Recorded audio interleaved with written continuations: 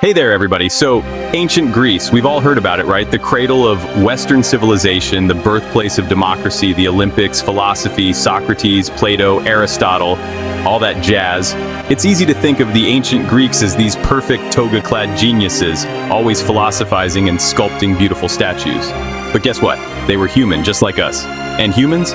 Well, we're kind of messy. Today we're diving into the underbelly of ancient Greece, exploring the stuff they didn't teach you in history class. The stuff that might make you blush, laugh, or maybe even say, ew, gross. So buckle up, because we're about to uncover the dirty little secrets of ancient Greece. Think you know everything about ancient Greece? Think again. Here are some dirty facts that might surprise you. Okay, let's talk hygiene, or rather, the lack thereof. Now, the ancient Greeks weren't completely averse to cleanliness. They had public baths, which were a big part of their social life. Imagine a giant spa where you could hang out with your buddies, gossip, and maybe even conduct some business. Sounds kind of nice, right? But here's the catch. Not everyone bathed every day. And soap? Forget about it. Soap was considered a luxury back then, something only the wealthy could afford. The rest of the population had to make do with olive oil, sand, or even just plain old water. Can you imagine rubbing yourself down with olive oil instead of soap? It probably didn't smell like a spring meadow, if you know what I mean. And let's not even get started on what they used for toilet paper, shutters. But hey, maybe they were onto something. I mean, our obsession with antibacterial everything hasn't exactly done wonders for our immune systems, right? Still, I'm pretty happy to have my shower gel and shampoo, thank you very much. Ancient Greece, a land of philosophers and questionable hygiene. Now let's talk about parties, specifically symposia. These were basically ancient Greek drinking parties, but they were a lot more than just chugging wine and passing out. Symposia were a chance for men to socialize, debate philosophy, recite poetry, and generally engage in some intellectual stimulation. Think of it as a cross between a TED Talk and a fraternity party. But like any good party, things could get a little wild. We're talking flirtation, dancing, and sometimes even more intimate forms of entertainment. Let's just say the ancient Greeks weren't exactly known for their restraint. Oh, and did I mention the drinking games? They loved a good drinking game. One popular game involved flicking wine drops at a target using a rather interesting part of their anatomy.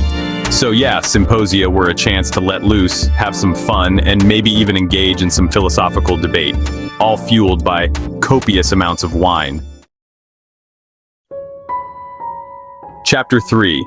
Pederasty, the awkward part. Alright, this next one is a bit of a downer. And by a bit, I mean a lot. It's something we can't ignore when talking about ancient Greek culture. But it's definitely a topic that requires sensitivity and, frankly, a healthy dose of discomfort. In ancient Athens, it wasn't uncommon for older men to have relationships with adolescent boys, often as part of their education. This practice, known as pederasty, was accepted by society, and in some cases, even seen as a normal part of a young man's development. Now I know what you're thinking, that's just wrong. And you're right. It's important to remember that what was considered acceptable back then is definitely not okay by today's standards. This is a dark side of ancient Greek society, a reminder that even the most celebrated civilizations have their flaws. It's our job to learn from the past, both the good and the bad, and to strive to create a better future. Moving on. Chapter 4. Let's talk about sex, baby. Okay, back to something a little lighter. Remember how I said the ancient Greeks weren't exactly known for their restraint? Well, that definitely applied to their sense of humor. Greek comedies, especially those by playwrights like Aristophanes, were full of raunchy jokes, sexual innuendo, and even slapstick humor that wouldn't be out of place in a modern-day Adam Sandler movie. We're talking jokes about sex, bodily functions, politics, you name it. Nothing was off limits. In fact, the more outrageous the humor, the better. It's a good reminder that even though they lived thousands of years ago, the ancient Greeks had a sense of humor that wasn't all that different from our own. They liked to laugh, they liked to have fun, and they definitely weren't afraid to push the boundaries of what was considered acceptable. So, yeah, the next time you're watching a comedy that makes you cringe, just remember, it could be worse. You could be watching an ancient Greek play. So, there you have it. A glimpse into the underbelly of ancient Greece, the good, the bad, and the just plain weird. It's easy to romanticize the past, but it's important to remember that every civilization, no matter how influential, has its share of secrets. What other surprising facts about history do you know? Let me know in the comments below. And hey, if you enjoyed this deep dive into the dirtier side of ancient Greece, be sure to give this video a thumbs up and subscribe to the channel for more. So there you have it. Ancient Greece wasn't just about philosophy and democracy, it had its share of scandal too. For more surprising facts, don't forget to like and subscribe.